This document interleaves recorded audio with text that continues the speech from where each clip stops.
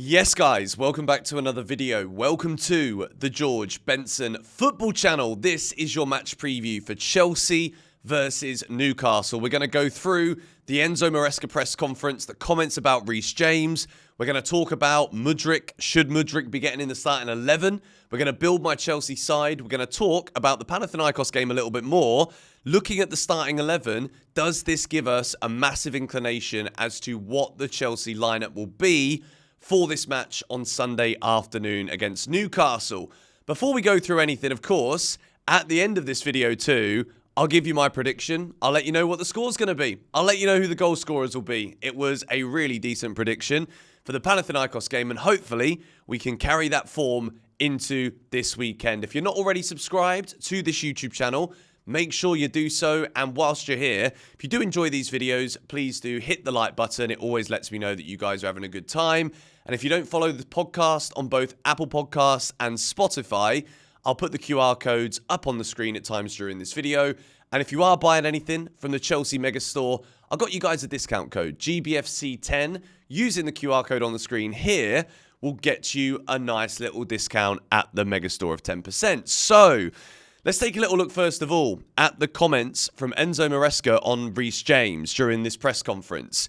I'll tell you now, I absolutely love the fact that Enzo Maresca will poke the bear at any given opportunity. Long gone are the days where a Chelsea manager sits there in a press room and basically just gives the same monotonous, boring, monotone answers over and over again. Not to like criticize anyone's voices or whatever, but these are good answers. Maresca on Reece James.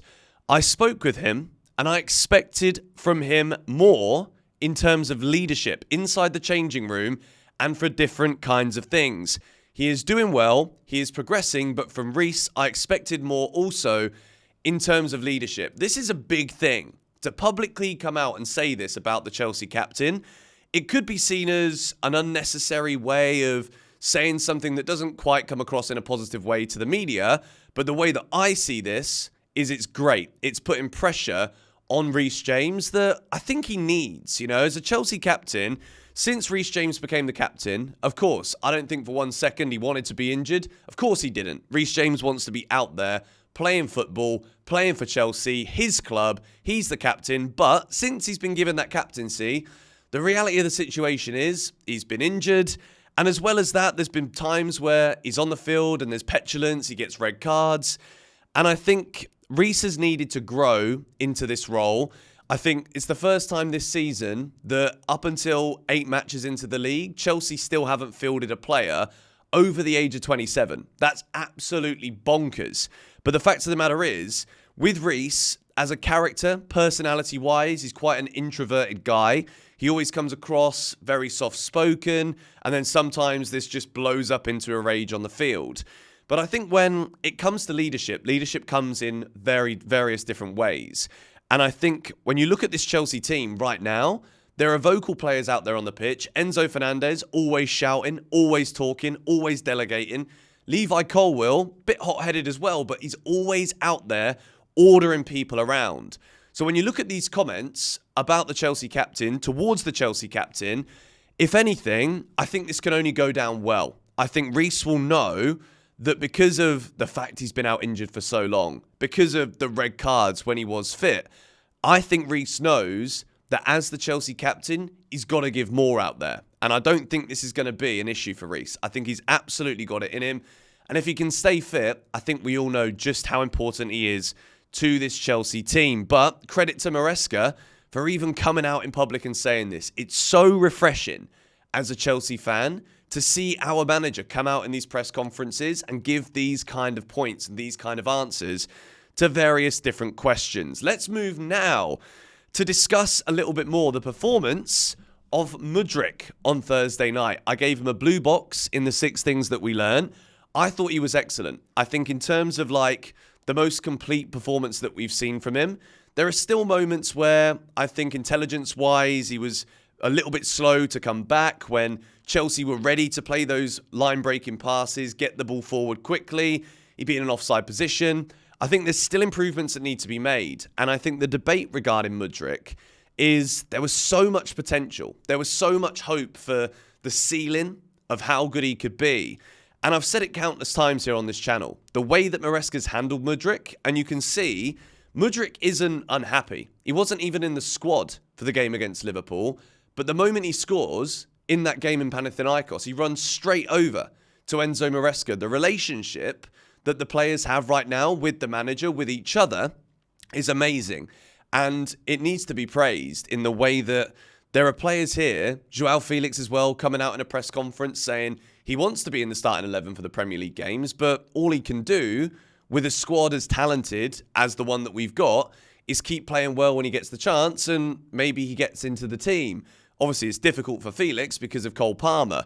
But for Madri, I keep using the phrase this season of knocking on the door. That's the way that I see it. Players that play in the Carabao Cup games, the Conference League games, they've got 90 minutes, or however long they're out there for, to prove that they're absolutely in contention. And I think what Madri did in Greece is go from not even being in the squad last weekend.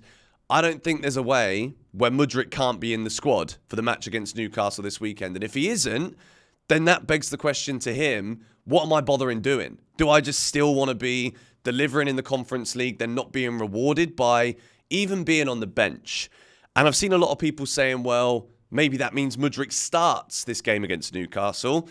I'd say let him come off the bench. Let him be that difference maker. We've seen the substitutions happen at half-time. Jadon Sancho's currently the first choice left winger. Maybe it's Neto. Maybe it's Madri. But absolutely, Madri did enough for me to definitely get himself back on the bench. I want to know your thoughts in the comments down below.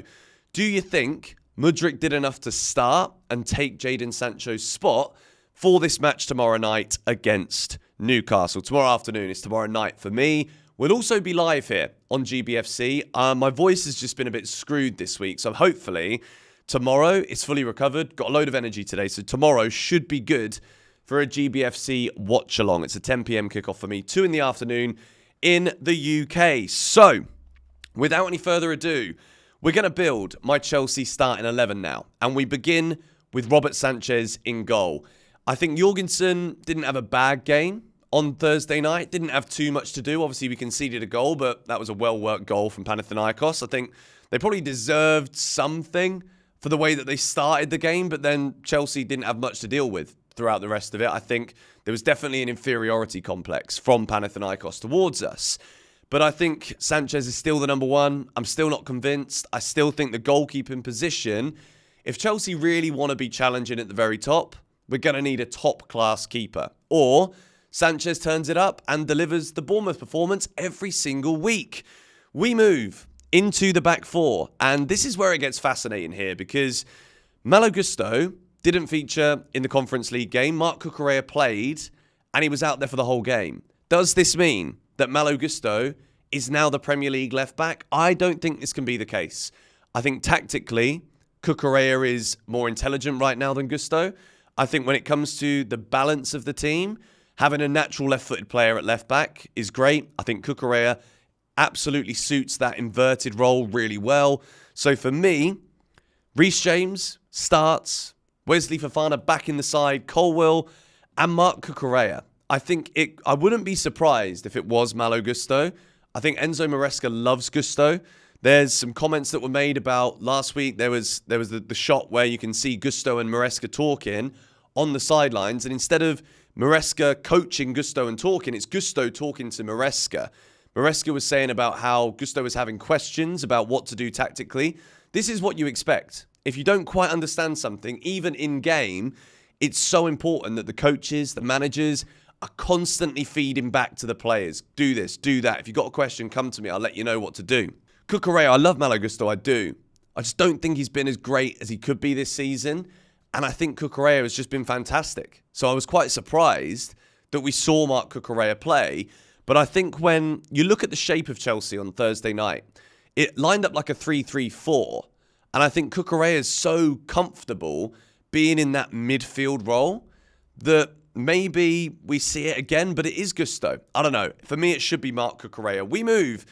This is another contentious place. Building the Chelsea teams this season is so much fun because we've got players performing. You've got Enzo Fernandez putting in a really big shift, a great performance on Thursday, playing in the position that he wants to. And I think this 3-3-4 setup that we saw from Maresca on Thursday night is the way that we will get the best long-term out of Enzo Fernandez, but I'm keeping Lavia and Caicedo.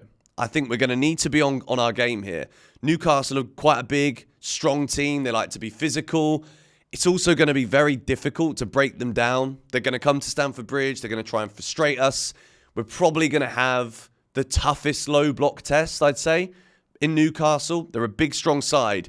Lavia, the turning circle, the ability to receive the ball in tight spaces. Caicedo, he's just been unbelievable. I think right now, there's definitely an argument to be had to say that Moises Caicedo might actually be the best midfielder this season so far in the Premier League. Let me know your thoughts on that in the comments down below. But I'm going with Lavia and Caicedo for this game. I think Enzo, right now, he put in a good shift on Thursday, but there has been a clear difference between the European team and then the weekend side. So that's probably why we'll see Gusto. But I think Lavia comes back in. And I think if he puts in another good performance, then he starts to cement his place in this side. Let me know your thoughts on that also in the comments down below. Now, the front four. Mudryk, we spoke about him earlier. I'd say off the bench today. I think progressively, if he keeps on delivering every time he comes on, then he's really answering the question. Then he's a starter. But for me, Sancho on the left, Palmer in the 10, of course.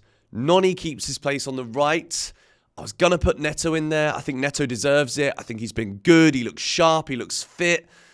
And I think for me, it's 50-50 between Noni Madueke and Pedro Neto on that right-hand side. And Nicholas Jackson through the middle. I thought Nkunku was kind of quiet in that game on Thursday night. He still scored, obviously, from the penalty. And he's got 8 goals this season. He's doing well. He scored more than anyone else. But Nicholas Jackson, 5 Premier League goals. I think this is Jackson's game. As we move away from the starting 11 into my Chelsea prediction here, I think we win this. I think we win it 3-0. I think we're gonna turn up in this game. I'm gonna go with 2 goals for Nicholas Jackson and a Cole Palmer penalty. I think we're gonna get the job done here. That's my score prediction. Let me know in the comments down below what you think is gonna happen. We're gonna cut the video short a little bit. I was gonna talk for a bit longer, but my voice is absolutely painful right now. It's still struggling. So going to save my energy for the watch along tomorrow. Thank you guys for watching. Smack a like if you enjoyed this video. Subscribe if you are new. And I'll see you for the game tomorrow. Come on, you Blues.